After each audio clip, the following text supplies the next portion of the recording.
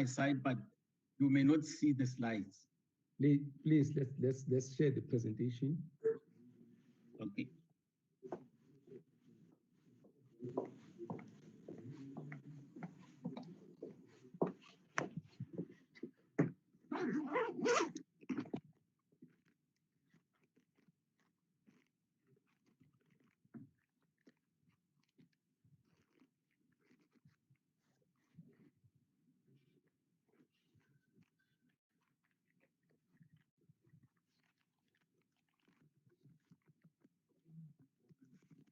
What's happening with our IT today? It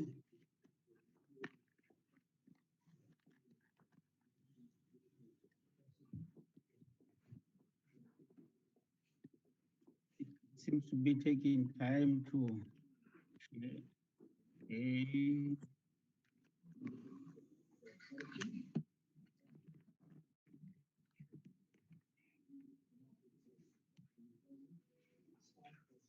From my side, I can see the first slide, but it is shaded. We don't have all these in your documents in your inbox, I suppose, your documents. Yeah. We see you now, but we want to see the document. Yeah, there it comes. Okay. Thank you, Chairperson. We may go to slide number 2. Take it to the slide mode.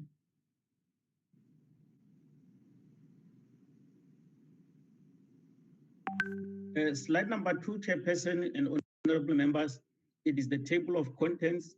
We are going to brief the committee about the qualification verification, the vetting results, the submissions from the Deputy Secretary to Parliament, honorable members, and also reflect on submission by Mr. Sean Miller, and also the correspondence that we received from one of the unsuccessful candidates that we dealt with administratively. At the time of doing this presentation, we have not received the communication from the legislature ward, but because it is also on the table, I believe members will be able to engage on it. Yeah. We can go to the next slide, slide number 3. On slide number 3, it is qualifications verifications. We have just included all the candidates. Candidate number 1 and 2 have withdrawn. And then candidate number 3, which is Mr. B. Kumalo, the qualifications have been confirmed. Candidate number 4, Professor Mohammed, Dr. Mohammed, his qualification has been confirmed. Candidate number 5, J.W. Mostert, his qualifications have been confirmed. Candidate number 6, Ms. Dr. Olandi, her qualifications have been confirmed. Chairperson, with sadness, candidate Professor Plaki, who passed on recently, may his soul rest in peace. We have not gone further than after hearing the sad news, this process. Candidate number 8, Dr. Janjis, the qualification has been confirmed. And then candidate number 9, Mr. Stewart, he withdrew, so the process of qualification verification could not continue. We can go to slide number 5. Slide number 5, Chairperson.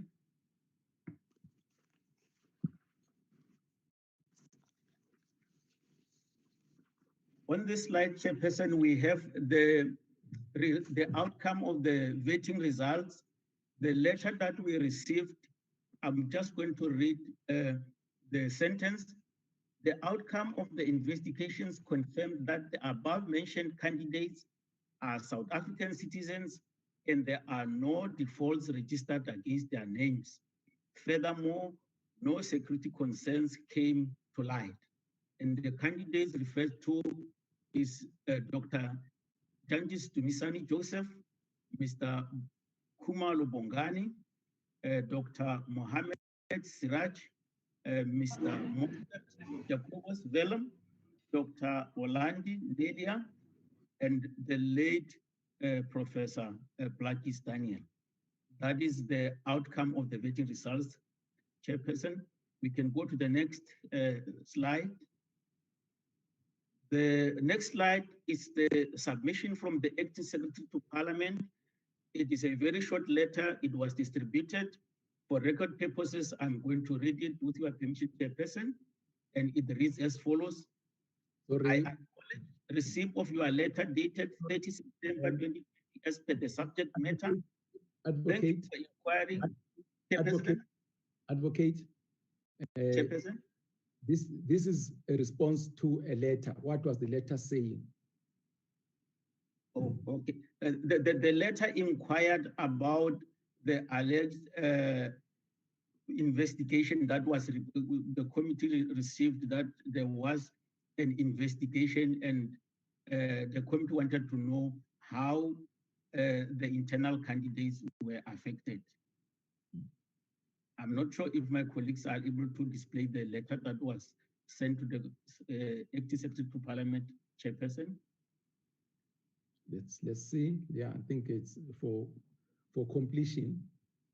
I think we need to.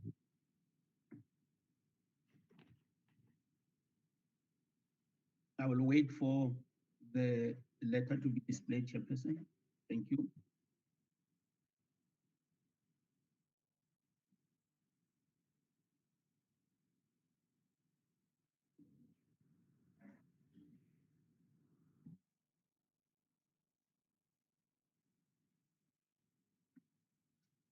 The Chairperson, the letter is displayed here. Please read it. Okay. It is addressed to Ms. P.N. Jawa, Acting Secretary to Parliament, Parliament of the Republic of South Africa. Dear Ms. Jawa, request for information on forensic investigation into the Parliamentary Budget Office. As you will be aware, the Standing and Select Committee on Appropriations and Finance were tasked with recommending a suitable candidate for the position of the Director of the Parliamentary Budget Office, PBO. On Friday, the 11th September 2020, the four committees agreed on a short list of 9 candidates to be interviewed, of which 3 candidates have since withdrawn from the process. The names and abridged CVs of the shortlisted candidates were subsequently published for public comment. One of the submissions contained in the following paragraph. I'm reading the submission, the content of the submission. The Acting Secretary to Parliament is in possession of information which may have negative implications for the fit and proper status of at least 2 of the internal candidates. I indicated in 2018 to the ASTP that such issue should be properly investigated by Parliament administration. A forensic investigation was commissioned and it did recommend action against the previous director on 1 count, but it failed to properly investigate a number of key issues, including some pertaining to the other staff. That is close quote. Now, the next paragraph continues of the letter. During its deliberation, the Joint Subcommittee of the above-mentioned 4 committees tasked with conducting interviews indicated that it needed more information on the forensic investigation as far as it relates to the current process. Can we go to the next paragraph? The next paragraph. You are therefore requested to indicate whether there were any adverse findings in the above mentioned foreign investigation report on any of the 3 internal candidates. And if there were any adverse findings against them, please advise what those findings were. The 3 internal candidates that were interviewed are Dr. D.G. Dandis, Dr. S. Mohammed, and Dr. N. Olandi. Your cooperation in this matter would be highly appreciated. Sincerely, Chairperson, Honorable Butelis. Thank you, Chairperson. That is the letter, in short, that was addressed to the Acting Secretary to Parliament.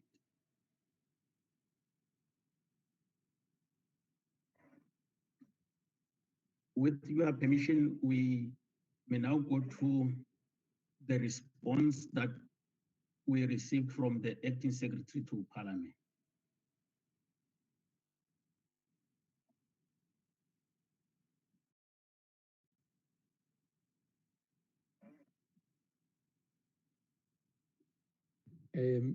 Hello. I'm here, Chairperson. Yeah, then you can continue with the response to the said letter. Yes, it was on one of my slides. If my colleague can just open that document that I was presenting, because I just copied the letter and pasted it on the slide for the sake of the viewers. Mm-hmm. Okay, yeah, there it is. Okay, thank you, Chairperson. And this is the contents of the letter addressed to the Chairperson by Acting Secretary to Parliament. I acknowledge receipt of your letter dated 30th September 2020 as per the subject matter. Thank you for inquiring on the status of the 3 officials within PBO. I can confirm that after the whistleblowing regarding the financial mismanagement and interference with HR processes in the PBO, I instituted a forensic investigation in line with the fraud and corruption policy of Parliament, signed and approved by the Executive Authority of Parliament, dated 19 July 2017. I can confirm that the outcomes of this investigation did not find any wrongdoing by the officials, Dr. D.G. Janjis, Dr. S. Mohammed, Dr. N. Olandi, as mentioned in your letter. The objections comes from a person who has a detailed report and is aware of the outcomes thereof. I am available to provide any further information on this matter if the need arises. This concludes the response from the Acting Secretary to Parliament Chairperson. Thank We you. may go to the next slide.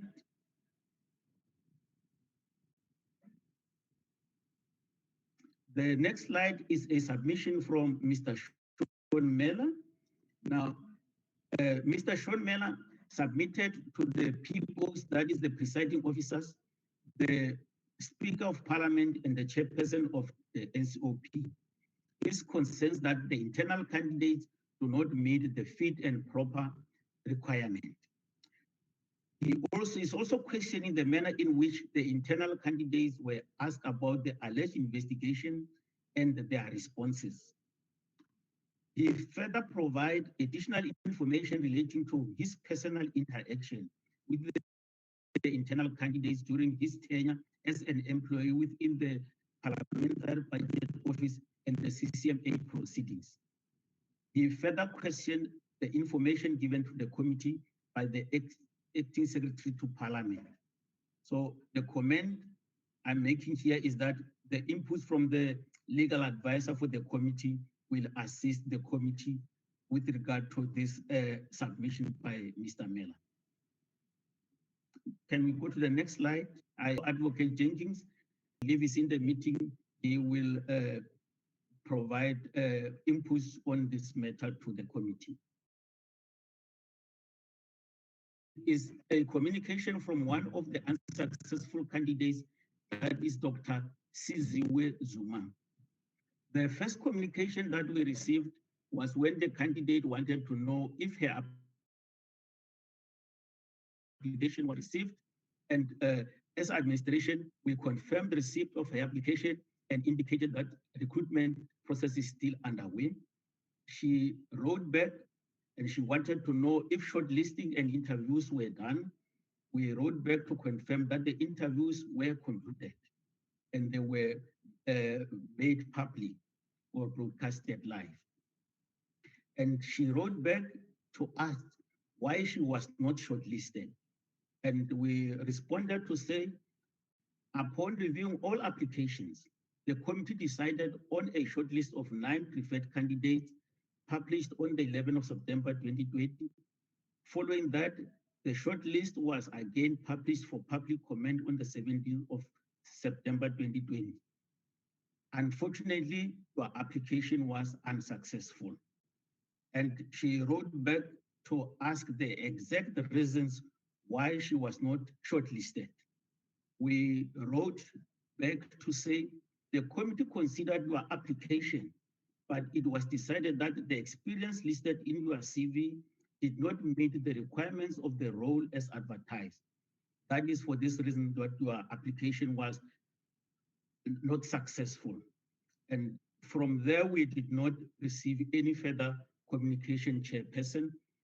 We tried to restrict ourselves to the normal processes because in processes like this, Chairperson, communication to applicants is limited to shortlisted candidates. Is only at the end when communication is sent to everybody who applied to indicate that they were not successful.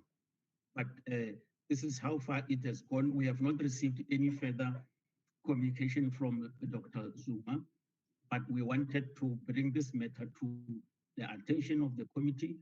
The chairperson was briefed when we were administratively dealing with this matter to make sure that it is not taken by surprise. This concludes our presentation, Chairperson.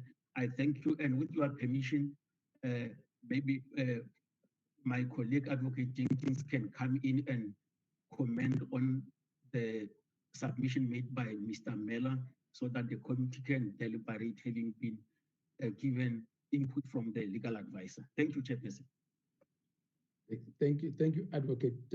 Perhaps before Advocate Jenkins comes in, I think let's also deal with the legislature watch letter, which came in at 12:05 today.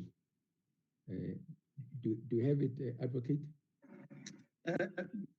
Chairperson, unfortunately, because of other commitments, I was in between meetings and my mailbox was bouncing. It's a technical challenge. I just, from those virtual meetings, came straight into this one. I have not seen the email, and I checked in my email box, it's not there. For sure, it's one of those emails that bounce. If my colleagues can just display it so that we can also read it for record purposes. Okay. Lubabalo, Estelle, can you... I do not remember receiving any email from Legislature Watch again, Chair, especially today. And even Estelle, I don't think she received any. Maybe it was, we were not included in the email, Chair. Can I forward it to you? Please, Chair. And then you flight it? Yes, Chairperson. I'll do so much, Chairperson.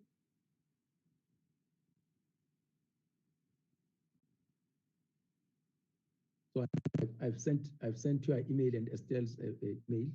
Okay, Chair. Chairperson? Yes. May I speak, Chairperson?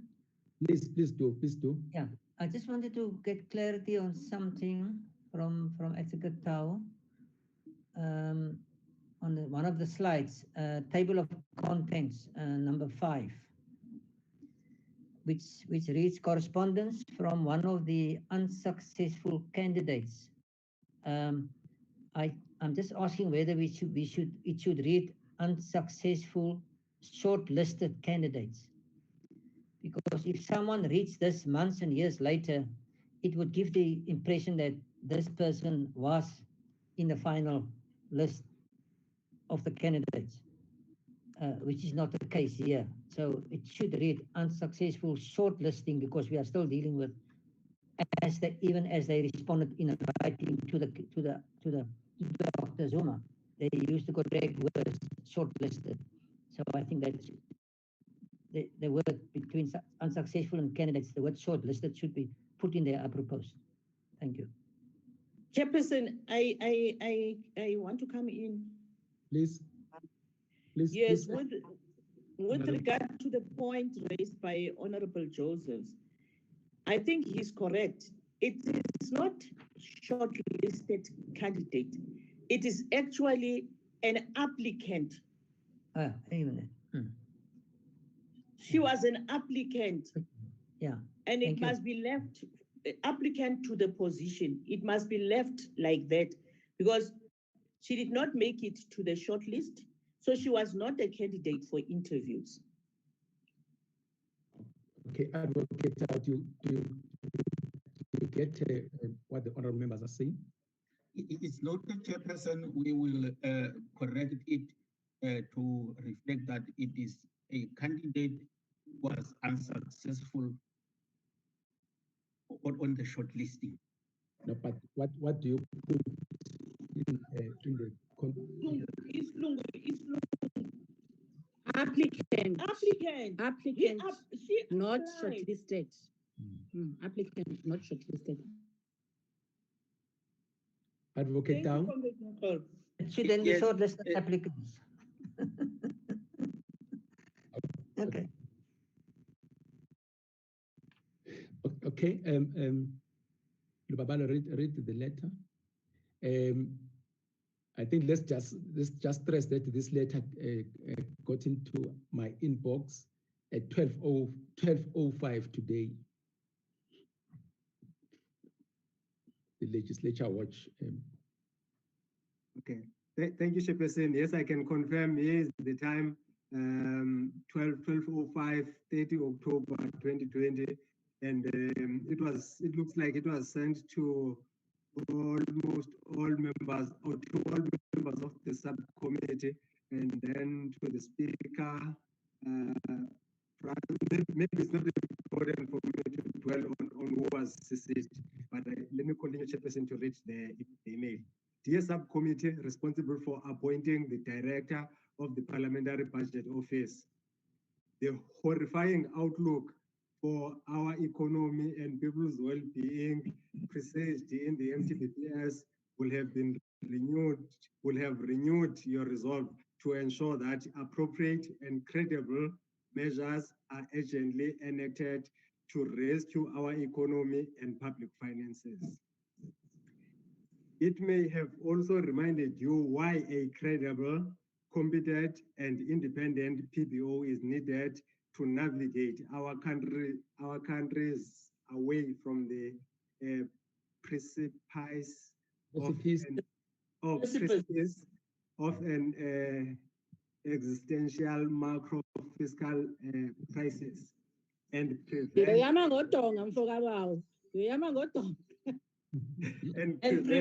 repeat.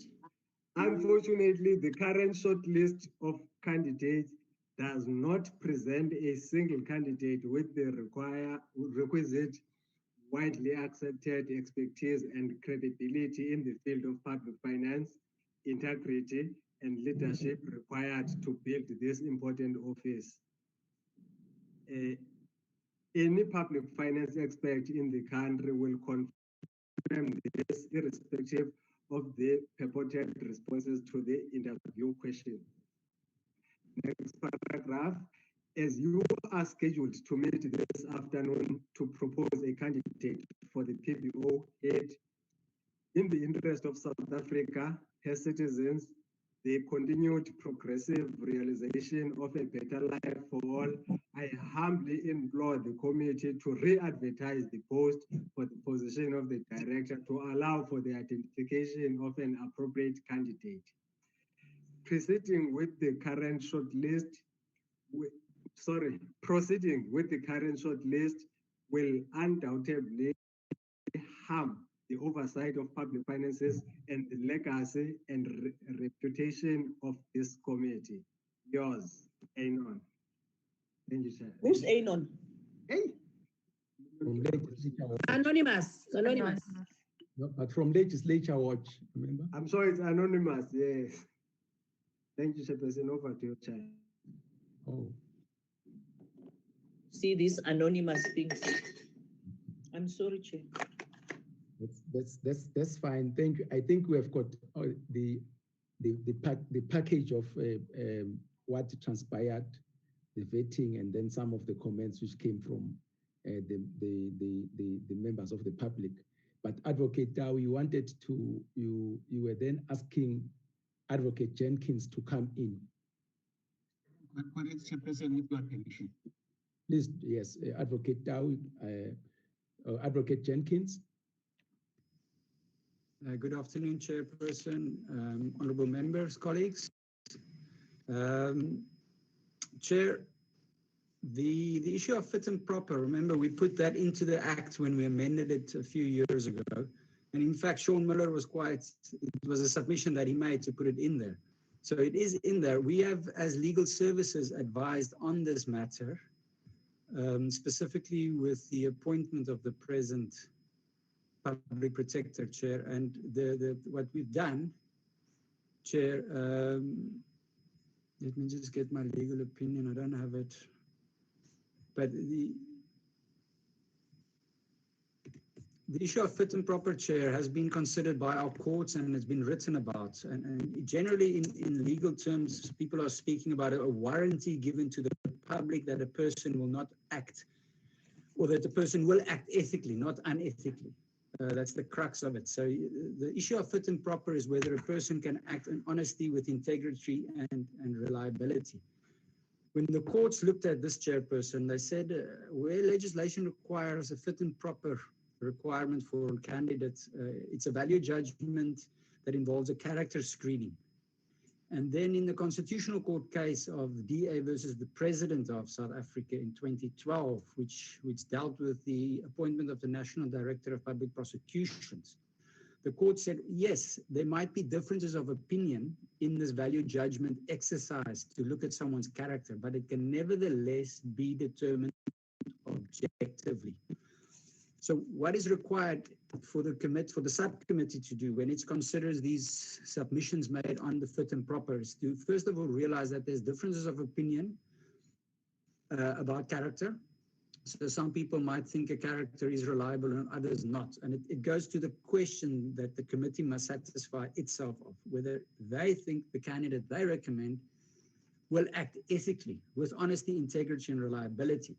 Specifically, vis-a-vis the functions that set out in Section 15 of the Act to be that research, independent research body created by Section 15 of the Act. So that connection must be there.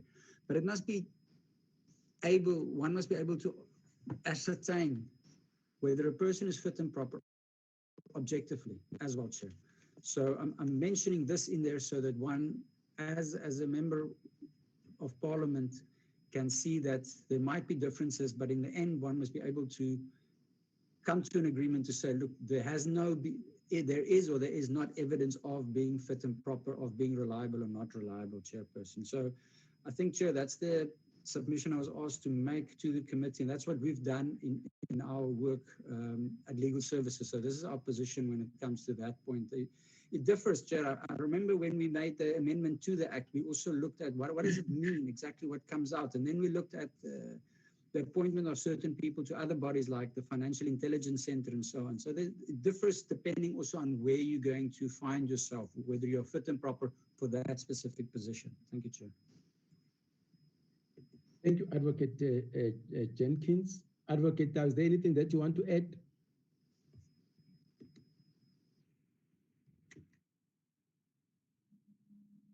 Okay, honorable members, I think we have got a package of the things that the support staff has reported on. I don't know whether you want to take a bite on these things. I'm opening to you. Can I have indications of people who would like to talk to the subject or subjects that have been presented to us? The process and what has transpired between then and now. Honorable members, please indicate if you want to talk. Chairperson, I would like to speak. Dennis. Yes, Honorable Joseph. Number 2.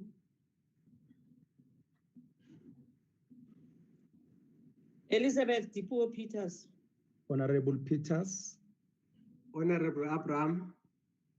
Honorable Abraham.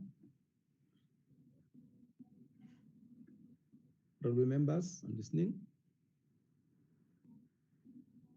Honorable members, I've got Honorable Joseph, I've Honorable Peters, I've Honorable Abraham. Any other person would like to have a bite? If somebody comes up, then can I allow Honorable Joseph to break the ice. Honorable Joseph, say. Yeah, thank you, Chairperson. First of all, I would like to appreciate the reports from the administration, and secondly, I think our committee is doing our work with utmost openness and transparency, and with an open process, which is very important. And then I would like just to refer to the correspondence and the questions raised in the correspondence about the previous director and the staff that were implicated there. But what is important is in the response to the person who made that request about certain allegations, the answer there was the three persons in question that is part of the applicants list have been cleared in that investigation or the findings that came out. I think that was clear to me. Was clear to me. And then I think the points raised by Advocate Jenkins in terms of fit and proper, which the committee have also discussed previously in detail, and we received now further information to clarify what fit and proper is, and definition in the context of this vacancy. I am satisfied that we are on the right track in still within the confines of the legislation, the mandate of the committee, openness, transparency, and within the process. As far as I'm concerned, we can proceed. Thank you, Chairperson. Thank you, Honorable Joseph. Can I allow Honorable Peters to come in?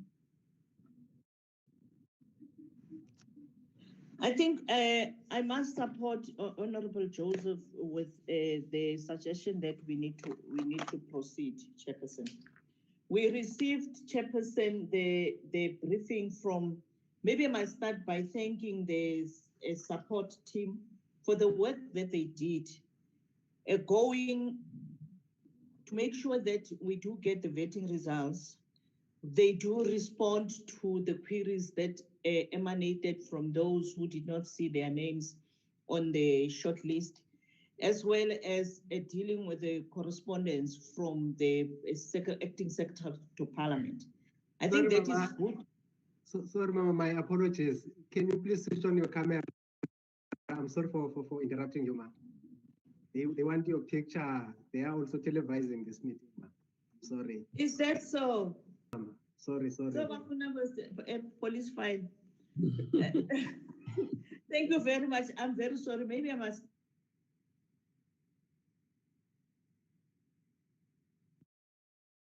For the work that they did in making sure that they could respond, prepare the work for us. They did the qualifications verification. They got the vetting results. They got the submission from the acting secretary to Parliament. They dealt with Sean Miller's submission. They also now they had to deal with a correspondence from one of the unsuccessful candidates. But also now the letter that you have flighted that comes from Legislature Watch. I think we need to thank them for the work that they have done that made it possible for us to be able to be engaging in this particular process. Chairperson, in any process, you are not going to have each and every person being 100% satisfied.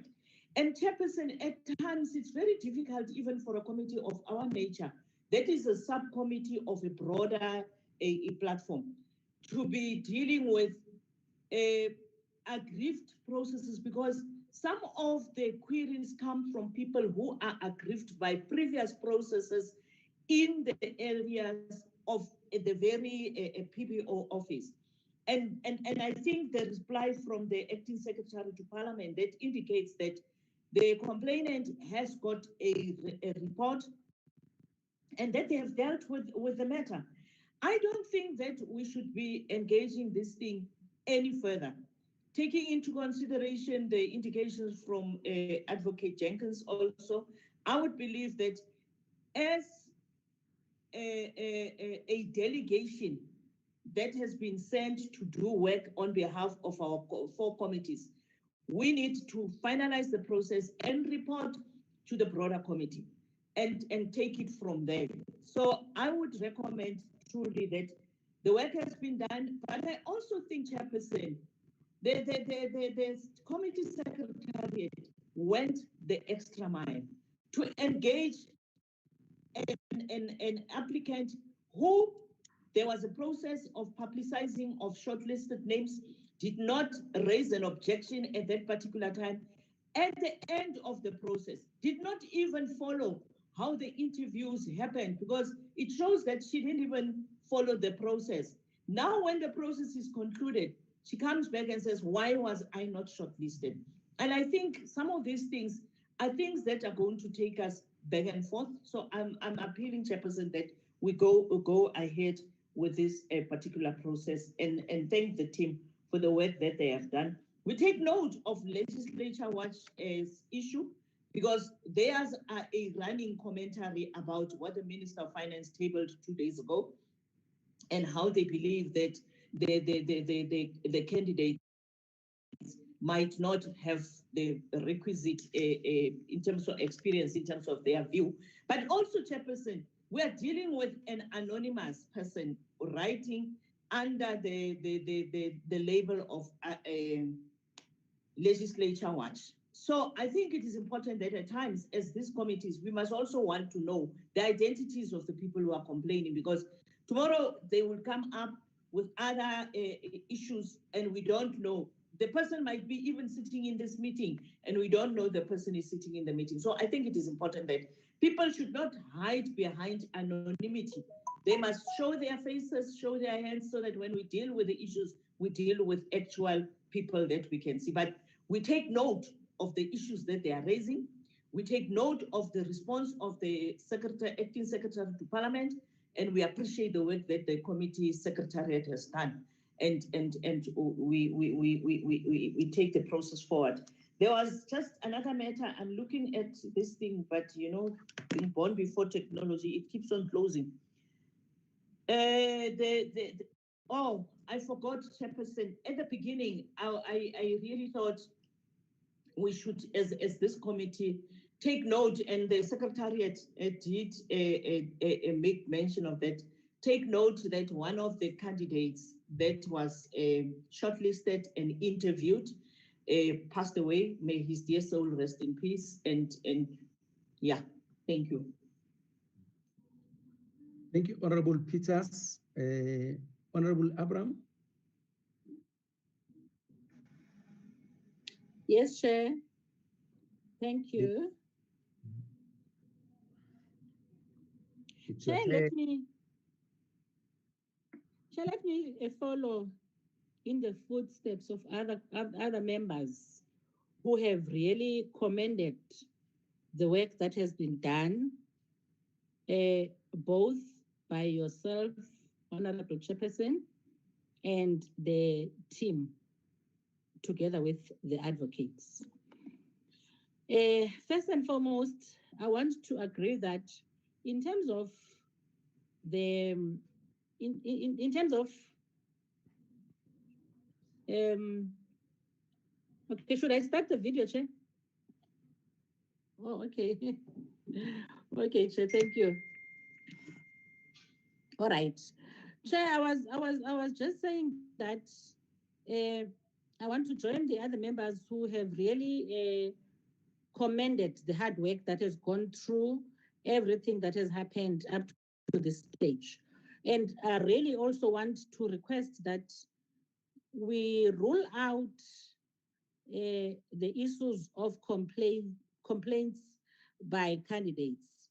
Not to say that they should not be attended to, but to say that they should at least not hold the subcommittee from doing its job, because at the end of the day, even for the shortlisted candidates, only one candidate will be appointed You do not assume that the candidates who do not make it are going to be happy about it. Chair, I want to start off by saying, you know, the letter written by Anonymous, granted it is a democratic country and they have a right to write like that. However, it also gives us ammunition in terms of why and how the decisions to shortlist the way we did were done.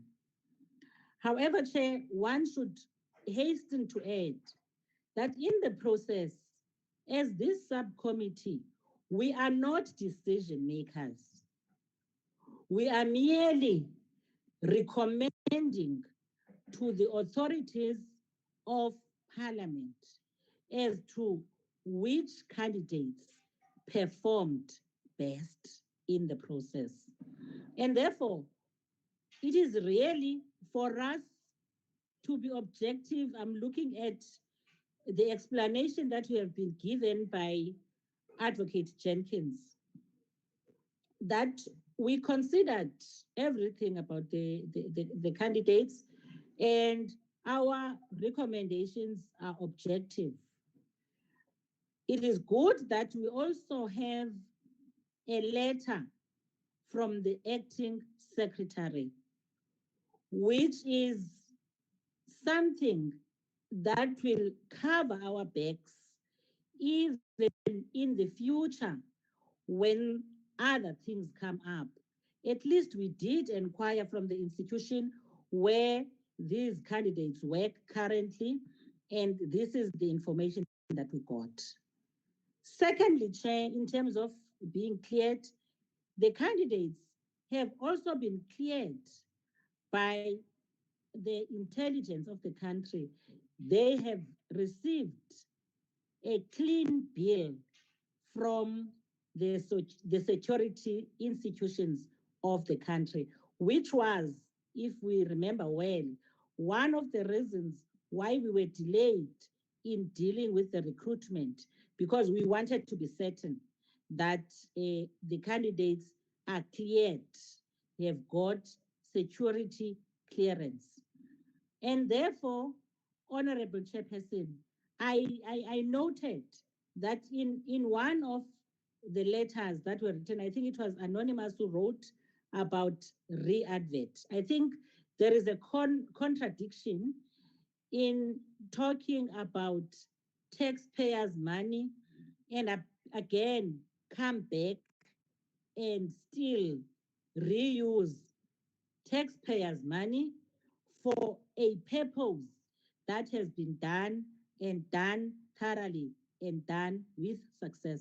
However, Chair, having said that, I want to return to my initial comment that says we are recommending to the authorities of Parliament. And fortunately, the letters that have been written have also been written to the presiding officers. Having said that, Chair, I wish to agree with the members that say, let us go ahead, not because we are forceful, but because we think that we are on the right track. We have done what needs to be done. We have checked what needs to be checked. And therefore, we are correct to forge ahead and recommend to Parliament as to who should be or who are the best candidates for the job. Thank you, sir. Thank you, Honorable Abraham. Honorable members who didn't speak, is there anyone who would like to have a go? Yes, Chair. Two more hands, Chair. Yes, Chair. Okay. Honorable Njadu, who else? Honorable Moletsane. Honorable Moletsane, is that all? Okay, Honorable Njadu. I would like to speak, Chair, Mr. Hill-Lewis. Honorable Hill-Lewis. Chairperson, good afternoon, members. Just apology for the little bit of disturbance in my background. I'm on the road. I'm coming from the NCOP Provincial Week. Yeah, Chairperson, my point will be very specific. My point will be that the subcommittee to note all the matters which was raised as that in terms of noting. Then my point is, Chairperson, that the process of the subcommittee covered all requirements in terms of the following, which is credibility, transparency, and fully complied to ensure that everybody are accommodated in all matters which was raised throughout the process. So, Chairperson, that is my point, and I fully support in terms of that we have to move the process in terms of taking it forward to Parliament. Thank you very much, Chair. Thank you, Honorable Njadu. Honorable Muletsane. Honorable Muletsane. Thank you, Chairperson. Thank you, Chair. Let me just have a bite too on the matter. Let me start first with the issue of the letter that complains about the three candidates. I want to agree with the colleagues to say that the acting secretary has clarified the matter. She has showed us the innocence. And then on the second matter of anonymous, as much as we note his or their opinion,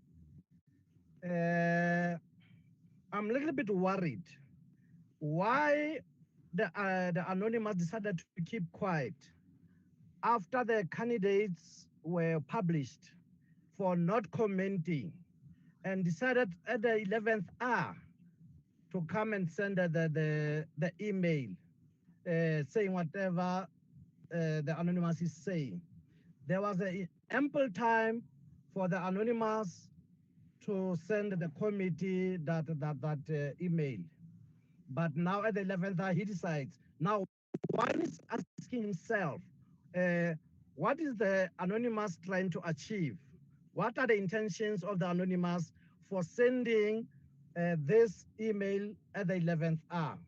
So now I would like to say that it is even more difficult because now we are even dealing with the person that we know. We are now entertaining the anonymous. If the person was clear to say, I'm the one, Moletsane, I have signed this, it's me who have sent this email, we'll be knowing who's having these concerns, but the person, we don't even know the person. So my take is that I agree with the colleagues to say that let us continue, Chair. Thank you very much. Thank you, Honorable Muletsane. Honorable Heloise. Thanks, Chair. I just want to ask a question. When we discuss the individual merits of the candidates, whether the meeting will remain open or whether it will be a private meeting, it's just a process question. But then secondly, if I may just make a point, just to say where I am on this matter. It's slightly different view. I'm actually not opposed to this committee deciding to recommend to the full committee that we should re-advertise the position. Let me explain why. And I'm going to make some comments around the individual candidates.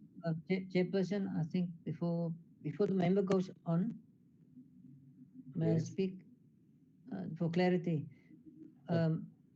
I don't want a member to go into the merits as you want to go into now. We're still discussing the correspondence and the shortlisting of candidates and so on, if I'm correct. May I just get clarity on that?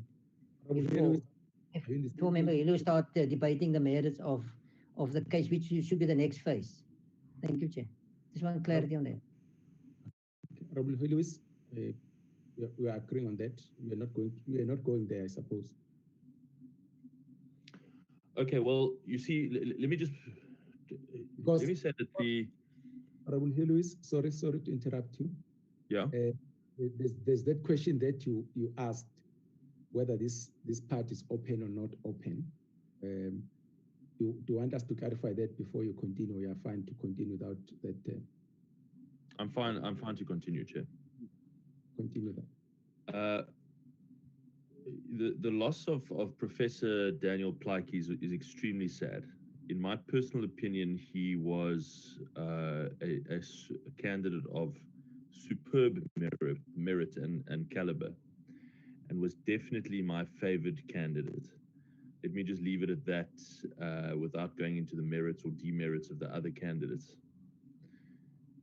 But suffice to say that his loss is obviously not just a personal tragedy to his family and to the country, but puts me in a difficult position in this process, because he was the person who came out tops in my scoring process.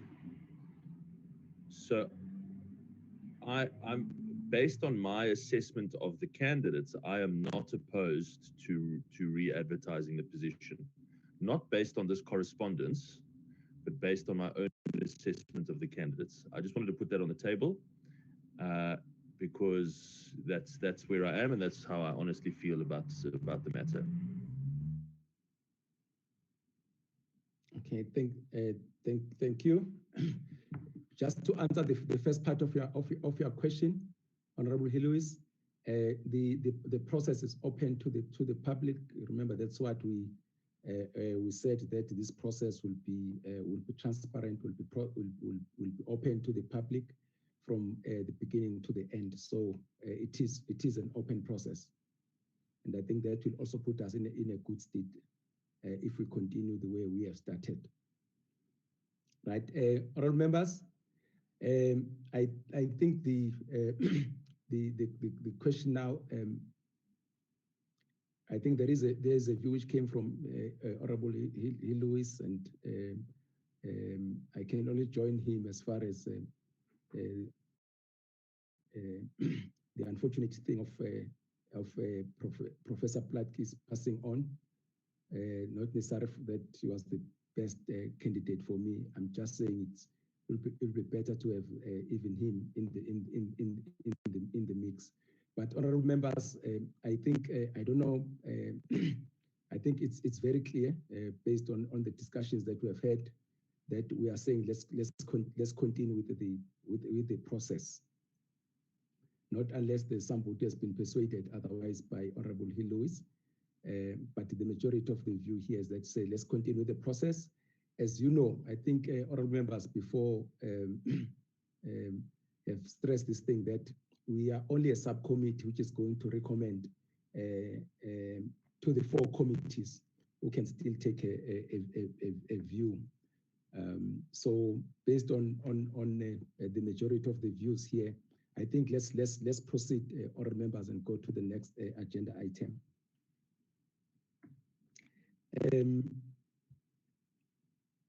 Chair, can I be out of order, Chair? I'm sorry for disrupting you. Just a small reminder, Chairperson, about the emails from Legislature Wash, is that this email, the latest one that came through today, is not the first one. There were others. And we, for example, we continue to forward them to members. And in the summary before the interviews, it was also in that document, Chairperson. So I just wanted to remind you, Honorable Lezane, about that part. Okay, that's fine. We considered all the inputs even at that stage, and then nothing stopped us from proceeding with the process. So we'll note that. But I think the important thing that Honorable Lenzano was saying, that when we are dealing with a transparent process, and I think that's what Honorable Abraham said again, the anonymous part of the comment is a word of some sort, but we did consider that. So can we go to the next agenda item? And then I think what we are doing now is to look at the candidates. Remember, honorable members, we said we are going to get 3 candidates, 1, 2, 3 in the order of preference. And then those candidates will be presenting those candidates to the joint committees, which are the committees who elected us to run with this process. So, honorable members, can we get to that? Who would like to have a first bite?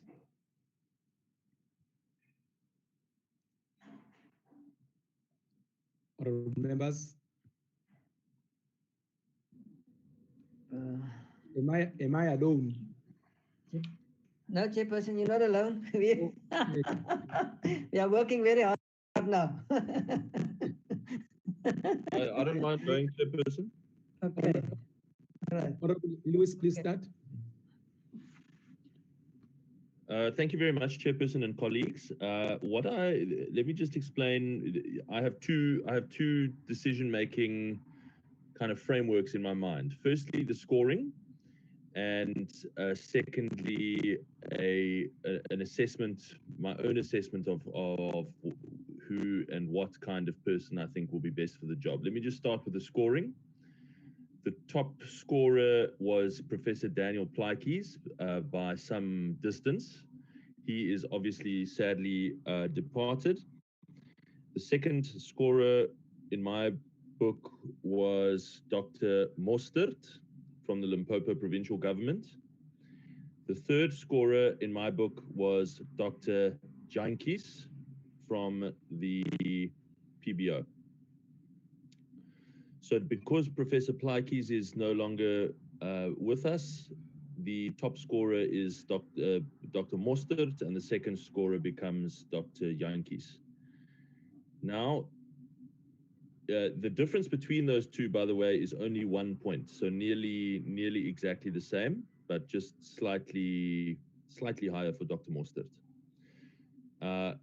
So that is the scoring mechanism. Let me say that I think that the kind of person that is needed for this role, and why I believe those are really the only two that I can consider. You've got to have someone who is extremely technically proficient at statistical modeling, data analysis, and econometrics. And of the candidates that we interviewed, I thought that there were only 3 who could demonstrate to me sufficient experience in those fields. And those are the 3 names that I've mentioned. And the person who holds this position cannot simply be a discursive economist who is not able to empower the Parliamentary Budget Office with serious, substantive, technical ability and statistical and analytical ability. That's the first thing. The second thing is that person has to be a leader, a natural leader, who is going to be able to build the PBO and establish it as a serious force to be reckoned with in the field of economic analysis in South Africa. And ultimately, we should be looking to the PBO in the next few years to be of a similar stature to the Bureau of Economic Research at the University of Stellenbosch, or the Independent Budget Office, for example, in the House of Commons in the UK, and the Houses of Congress in the United States. These are organizations that can stand on their own 2 feet. They are not pushed around by political winds. They are evidence-based. They have rigorous, seriously credible technical analytical abilities, and they produce research of the highest global standard on their own. The PBO that we have does not do that at the moment. It is far from that. But we should aim to appoint someone who could, over time, turn it into that kind of organization. And I thought that Professor Plaatjes could take it in that direction, as he has done in so many other organizations. So again, I say, Chairperson, I am unsure that the other 2 people that I've shortlisted will be able to do that. I don't feel 100% confident that they will be able to. But if we are going to proceed, then those are the 2 that I would consider Dr. Mostert and Dr. Jantjies. Thank you. Thank you, Honorable Louis. Honorable members.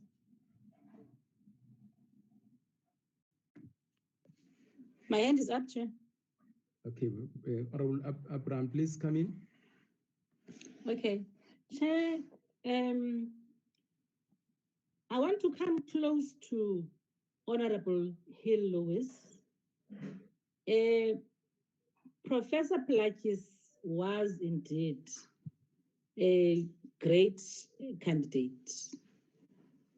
But with due respect to his family and associates, even himself, Dr. Plakis, had stuff written about him in the legislature watch. It is a great pity that he is not here now, because maybe the discussions would be different. However, he is now no more, and may his soul rest in peace. But I just wanted to say that even somehow, even his name, though he was the best of the candidates that we interviewed, even his name was spoken about by the people of South Africa who are interested in the process. But having said that, he is now no more. He is not with us. We cannot cry over split milk. Chair, the reason why I say I somehow agree with Honorable Hill Lewis is that for me, the second candidate was indeed Dr. Chanches. And for all the reasons that have been presented by Honorable Hill Lewis,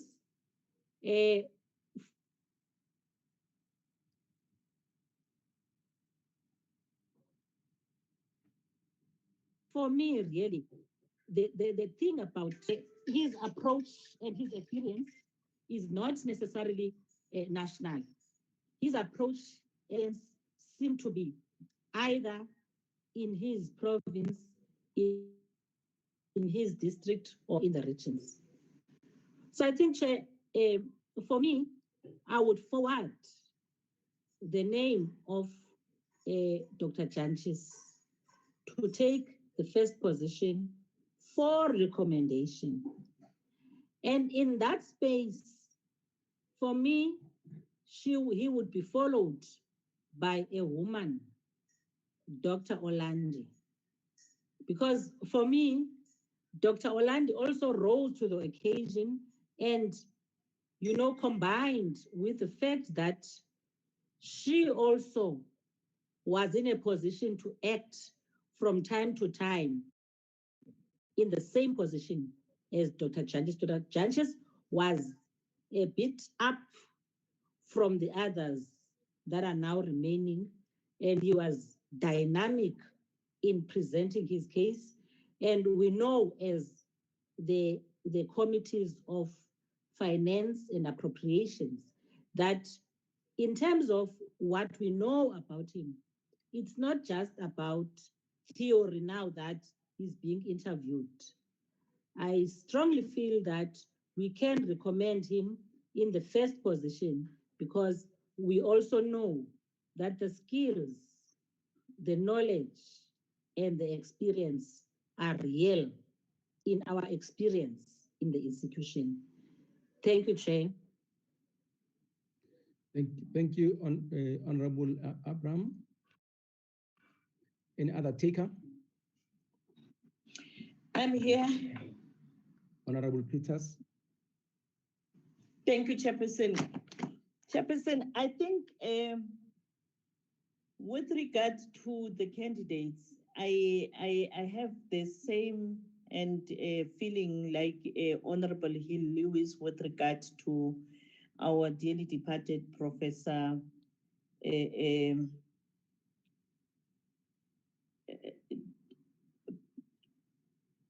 Plaiki. If anything, on the 29th, when I left Gauteng, I knew that that is my candidate, number one. And he was to be followed by, let me now say, now that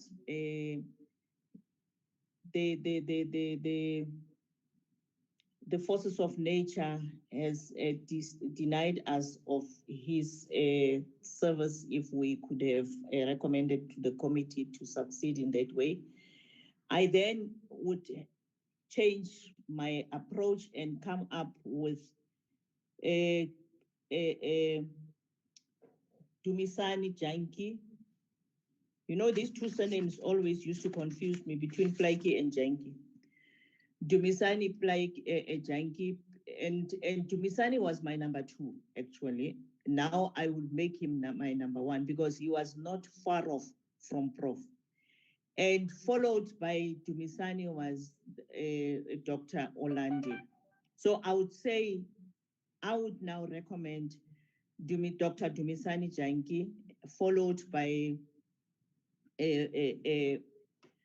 what is her name? What is her name? The lady on the list, Nelia.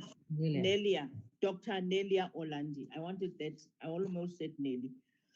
Dr. Nelia Olandi. And she performed well, according to me, but also taking into consideration what Honorable Nokolo has raised. I don't have issues with Dr. Mostert, but for me, it would truly be important for us to appoint somebody who have had that particular national and international exposure. Dr. Plaiki, not Plaiki, Dr. Janki has been very central in similar responsibilities in the region as well as in the continent. And I would believe the issues that Honorable Hill Lewis is raising about being able to stand up against peers globally, like the similar officers in Canada or in the US, the Congress, a budget office in the US or in the UK. I would believe that Dr. Janki would be able to match up to that. So the last candidate that I have, and unfortunately for whoever, because truly speaking, the experience of having worked with these particular candidates in the various responsibilities as a member of parliament exposed us to what their capabilities are. And I would recommend the third candidate. Although had it gone according to me, Chairperson, I would have just emerged with one name and leave it at that. But because we are recommending to a committee, I would put the third name as Dr. Mohammed. And I stopped there, but I would believe that had it been according to my preferences, had forces of nature not prevailed, my candidate would have been the late Dr. Plaiki. Thank you. I forgot to switch on, but I've got a problem. My system is weak. Yeah. No, Honorable Peters. Thank you, Chair. Okay, Honorable Njadu. No, thank you, Honorable Peters. Honorable Njadu. Thank you very much, Chair. Chairperson, my observation during the interviews, I've looked at it from a very practical point of view when I was looking in terms of evaluating the candidates. And I also, in my mind, bring in the independency of the PBO. So the candidate to be merged with the independency of the PBO. Now, the following points that I have considered looking at the candidates was that in terms of the academic qualifications and the experience, the legislative expertise and administration of the candidate, management and conflict resolution, knowledge and understanding of the PBO mandate, the stability of the PBO, the strategic leadership. So that's what I was focusing, looking at when candidates was presenting. So, Chair, my point is very straight in terms of my observation and looking at the candidates, that my candidate for number one, I would propose Dr. Jankis, and then followed by Dr. Olandi. So that will be my preferable candidates in terms of my observations and my views, in terms of how I have looked at the candidates that I would propose for number one, Dr. Jankis, and number two, Dr. Olandi. Thank you very much, Chair.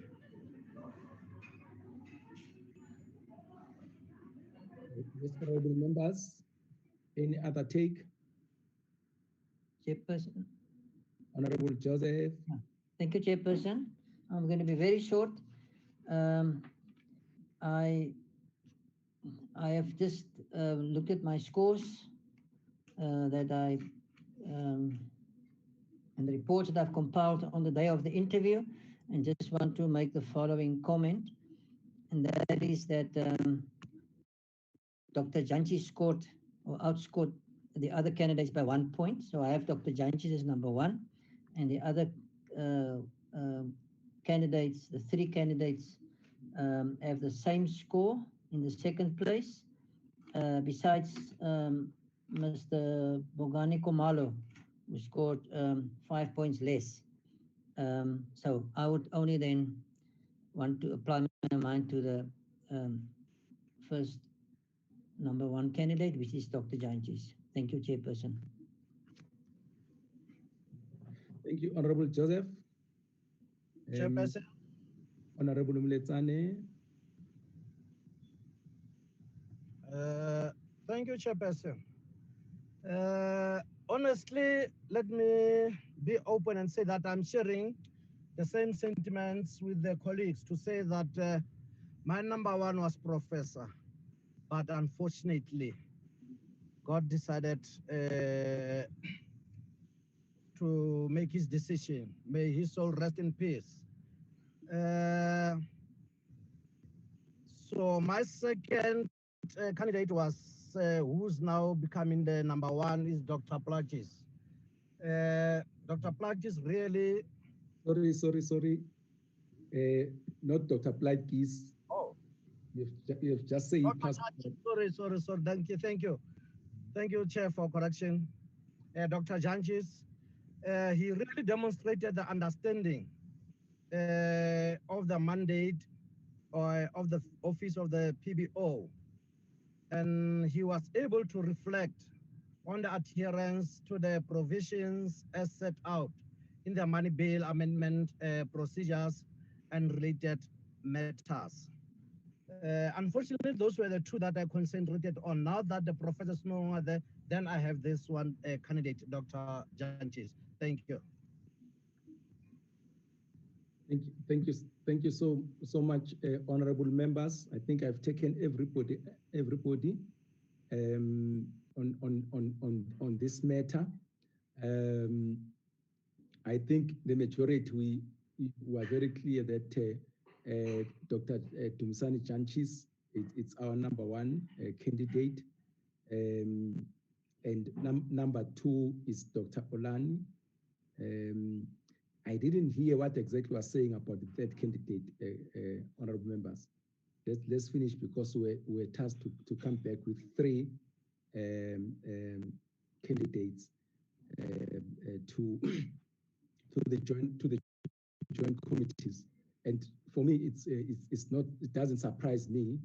All these candidates have got territorial advantage. They've interacted with the committees. They've interacted with Parliament. So it's not a surprise. They do understand the national footprint. They've been acting under the Money Bills Act. So it's the bill that they understand. They didn't go and study it for the sake of the interview. Please give me the third candidate so that we can gravitate towards the... Chairperson. Yes, Honorable Peters. Like I indicated in my input, my third candidate would be Dr. Mahomet. Can we proceed on those bases, honorable members? No, Chair. I said that my first candidate, just by 1 point, is actually Dr. Mostert from the Limpopo government, and my second candidate is Dr. Yankees. I think Dr. Mostert has incredible research and technical statistical modeling experience, and that's really what I'm looking for in this position. So I would strongly motivate for him to be the third candidate on the shortlist. I would also just say, Chair, that if it could be just recorded, I still, after this discussion, am even more certain, hearing how every single person preferred Dr. Plaatjes. His loss is such a big loss to this organization. I understand that I'm overruled on this, but I would like it just recorded for the record that actually my preference would be to re-advertise the position and to try and find someone of Professor Plaatjes' stature and caliber. But understanding that I am in the minority on that view, my two for the shortlist would be Mostert and Yankees. Okay. Thank you, Honorable Lewis. Chairperson. Yes, Honorable Njadu. Yes, Honorable Njadu. Thank you very much, Chair. Chairperson, on the same principles that I have scored and my preferable 1 and 2, I will recommend Dr. Mohammed as the third candidate. Thank you, Chair. Yeah, thank you. I think let's record Honorable Lewis views on this one, and I think when we go to the joint sitting of the committees, we'll still be free to raise those issues. But from what I hear here is that it's Dr. Janchis, Dr. Olani, and Dr. Mahomet, right? That's the majority view that I get. These are recommendations. The recommendations that we are going to be taking to the joint sitting of the committees. As we don't have decision-making powers, we can only recommend to the joint sitting of the committees, honorable members. Can we live with that? Noting everything else which has been said, which we'll have to take to the joint sitting. Okay. Agreed. Agreed. Agreed, Chair. Thank you so much, honorable members. All what I can say from my side of the candidates that we are taking there, very likely separate them. Lubabalo, what is the next agenda item? So those are the names that we are going to take. Just for me to repeat, is Dr. Janchis in the order of preference, is Dr. Olani, is Dr. Mahomet. Lubabalo, what's... Yes, Chair. Yeah. What's the next agenda item? It's the consideration of minutes, Chairperson, previous minutes.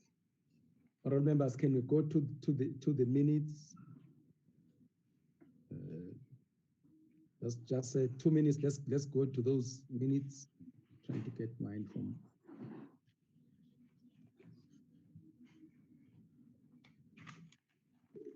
Can they not be posted on the platform as well, Chair, if possible? Lubabalo, do you want to start with one? 29th September? Which ones? Which are the first ones? Lubabalo? 4th of September, Chairperson. 4th of September. Yes. Let me organize them, Chairperson, then I'm going to share my screen in just 2 minutes, Chair. Yeah, there's the 4th of September. Or members, in the meantime, you can open your your iPads, or you'll see those minutes.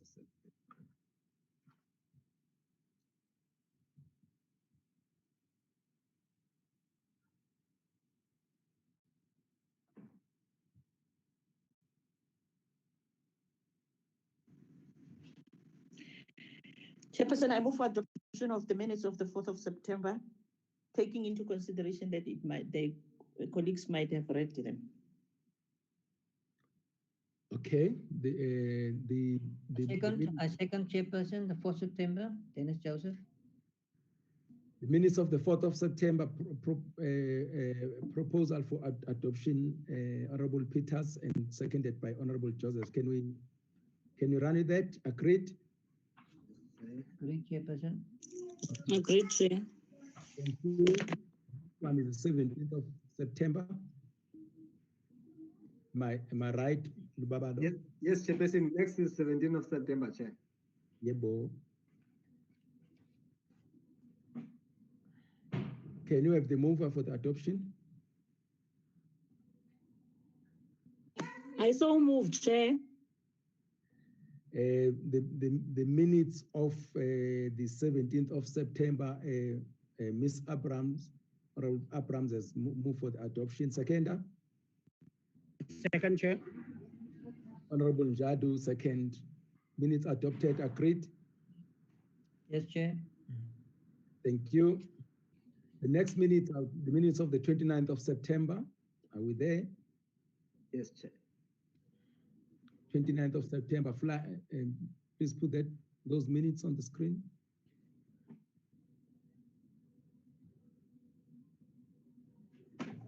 The screen, Chair.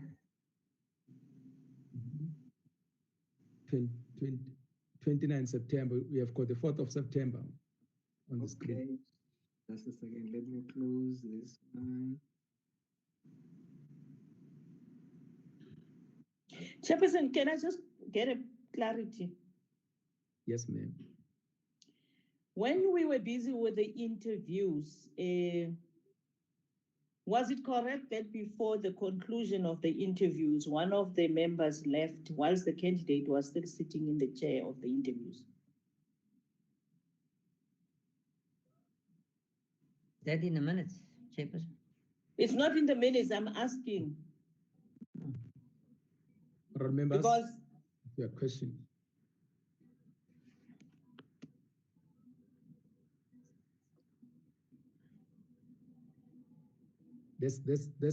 Can we finish with the minutes, Chair, if you want to indulge us, and then Honorable Peters can come with the issue. I think she's saying that the cases should be in the minutes. Chair, can I just raise something here on this minutes this has been fighting?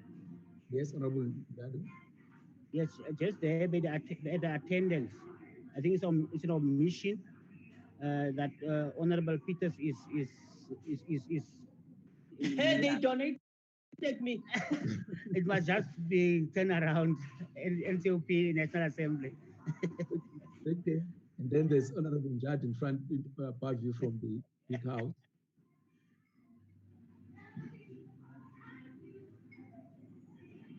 Thank you, Honorable Njadu. I move for adoption. I move for adoption, Chairperson. But before that, Honorable Peters is raising the matter that should it appear, if that was the case, that one member left before the conclusion of that meeting. I think that's what she's saying. It should be reflected in the meeting. Chair, I think if it affected the quorum, then I would say there would become a discussion. Otherwise, we were still co-rated at the time.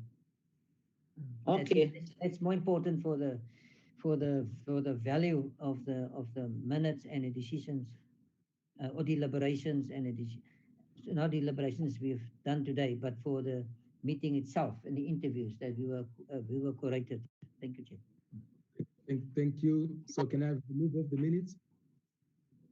Yes, but Chairperson, just for future, that we were given a task as a collective, and that we started well and we should have ended well. And I thought that for me, it was an anomaly. I have never seen it in my previous life that when a panel is constituted, whilst the interview is on, the one a candidate is still being interviewed, then one of the panel members just ups and goes. But I thought that for me, it was important that that matter, Chairperson, as the chairperson of the committee, you should take note of. Thank you.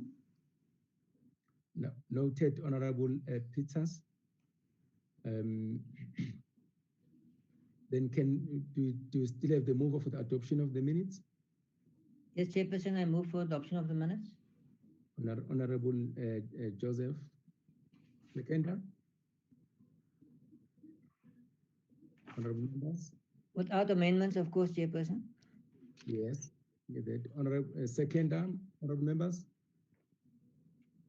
Second, Chair. Then that second, then the minutes are adopted. Thank you. Thank you, honorable members. Babalo, what's next? Chair, we are done, Chairperson. Maybe it's guidance with respect to the approach on Wednesday, maybe underway forward. I mean on Tuesday, Chairperson, underway forward. Is the subcommittee going to go to the 4 committees with the draft report in hand, or the subcommittee will have a separate approach? I'm trying to think, Chairperson, about how we are going to approach Tuesday. Perhaps before that, Babalo, honorable members, there's a joint sitting on Tuesday. Is it the PBO? Who's PBO and PBO and FFC, Chair. PBO and FFC coming to brief joint committees about the MTBBS.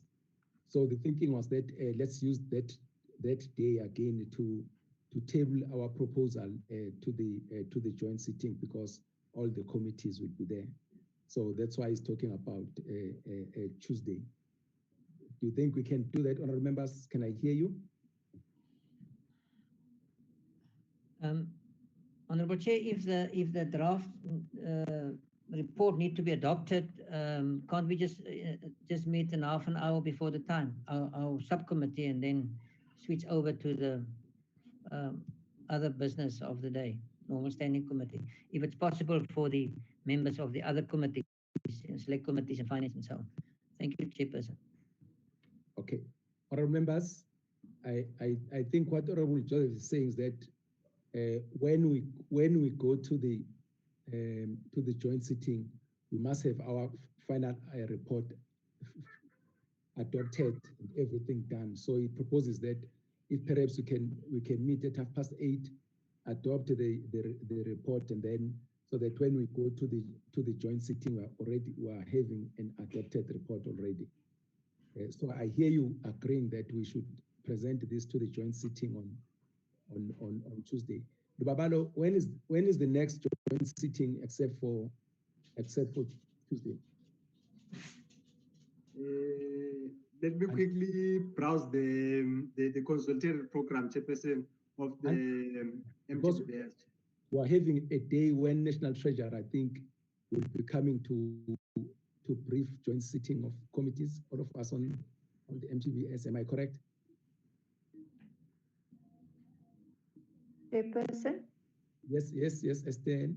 If I may, there are no more joint sittings in the MTBBS process of all 4 committees. After Tuesday, the two finance committees have got joint meetings, and the 2 appropriations committees have got joint meetings, but there are no joint meetings of all 4 committees scheduled after this coming Tuesday. And can I just for clarity, the report, each of the 4 committees will have to adopt its own report. Although it will be an identical report to both houses, each committee has to report separately. So I assume that's the report, Lupabalo, that you're referring to, that we will have to share a draft with all 4 committees before. But the way I understood the actual recommendation from the subcommittee is just in the form of saying these are the names that but the process followed will all be contained in that draft report that each of the 4 committees will have to adopt individually. So I'm not sure. I suppose we can send that draft report to the subcommittee beforehand and then get via email inputs whether there needs to be changes, and then we can share it with the secretariat of the other 4 committees so that their members can also that they can prepare if they're going to adopt it on Tuesday. It won't be a lengthy report, but summarizing the process. Yeah. Members, I think Estelle, we are correct. All what we need to do as the subcommittee is to go and report back about what would have happened, which will be contained in the draft report. But as far as the finalization of reports, each committee, which will be identical reports, each committee will have to finalize its own report and decide on their report. Agreed.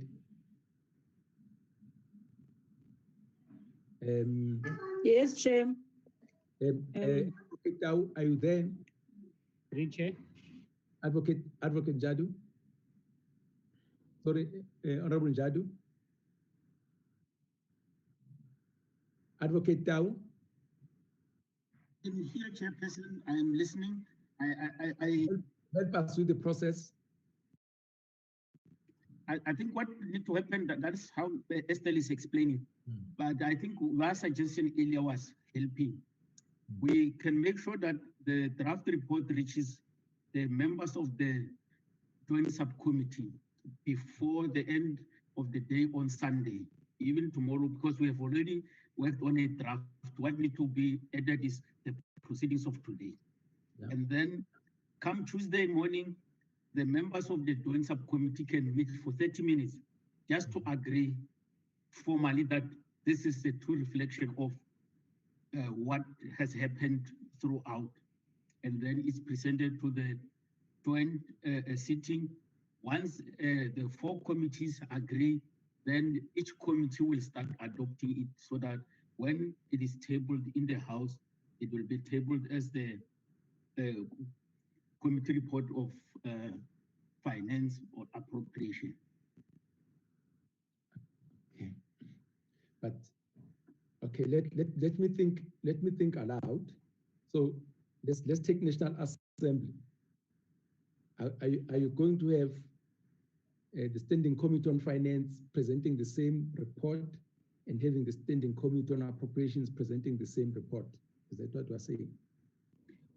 Chairperson, for the 2 houses, the Standing Committee on Finance and Standing Committee on Appropriation, because they deal with the same matter, they can have a joint report which will be titled the Joint Report of Standing Committee on Finance and Standing Committee on Appropriations.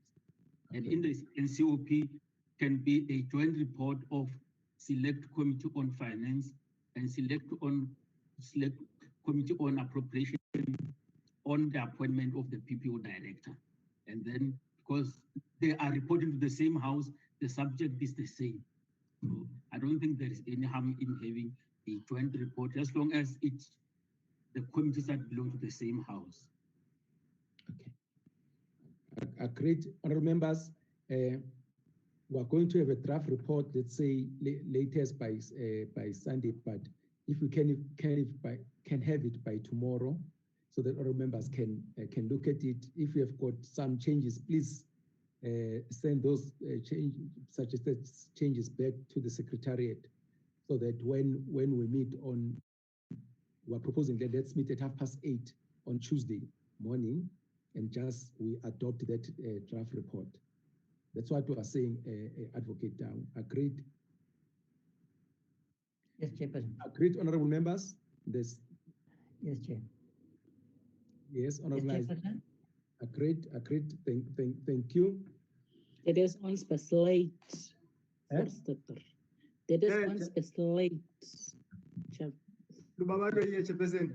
Babado, Chair, I think tomorrow, I mean, the report can reach members within an hour from now, because it's almost ready. That's fine, Babado. If you give us earlier, we're having if you give us, it's a bonus, but we're just saying by tomorrow afternoon and so on. Once you guys, you are done with it, please send it to us and allow the honorable members to give them a chance to have a cup of coffee. Yeah, exactly. It's a long day. A long day. Yeah, I think this is a penultimate meeting of the subcommittee. The last one will be the one at 8:30, which will be a very short meeting on Tuesday. But again, allow me to thank all of you for participating, and as well as saying, these things are not always easy, but they must be concluded one way or the other. Thank you so much, honorable members. The meeting is adjourned. Chairperson, Yes, Chairperson. Yes. Before you adjourn the meeting, let us also take this opportunity to thank you for how you steered the ship and for your patience with all of our shortcomings and challenges, and for making it possible that despite the protracted process that we're engaged in, we could arrive at the point where we can then take a report to the broader committees. Thank you, Chairperson, for what you have done on our behalf, as well as engaging the other institutions like Parliament, including ensuring that there is the vetting of candidates, and there's also the qualifications. These processes are not easy, and we managed to sail through them. Thank you very much for your leadership. Thank you, Chair. Thank you, Honorable Peters. Perhaps we also, on behalf of the subcommittee, to thank the Office of the Speaker, because she was helping us about trying to fast-track things within state security, and thank the state security, the minister there, and I know that she got involved in trying to fast-track the process. You know, they deal with many things. There are many people who are appointing, and so the queue can be quite long. But we're able to get this one with COVID-19 being a factor in this whole thing. Thank you so much, honorable members. Let's adjourn the meeting and have a good weekend. Thank you, Chair. Thank you very much, Chair. Thank you. Afrikaans, ja. goeie Afrikaans. Tot ziens. Ja, lekker naweek. Lekker naweek allemaal. Lekker naweek, kameraden. Ja. Laat die weer op jullie vaar. Moletsane, kan Moletsane een beetje Afrikaans praten? Nee, ik kan niet. I miss Prof. Daniel, what is it? Plaatjes for an opportunity to always speak about the Northern Cape and speak Afrikaans, and then Prati van Bopriska and all the plekken, because he was so passionate about the Northern Cape and so passionate about the subject that he was dealing with. So I really miss him. Yeah, I remember even the chairperson really enjoyed him in the interviews. And he was just like, could you make a comment on the economic transformation in the country? Your take. Okay. Thank you, honorable members. Bye-bye. Bye-bye.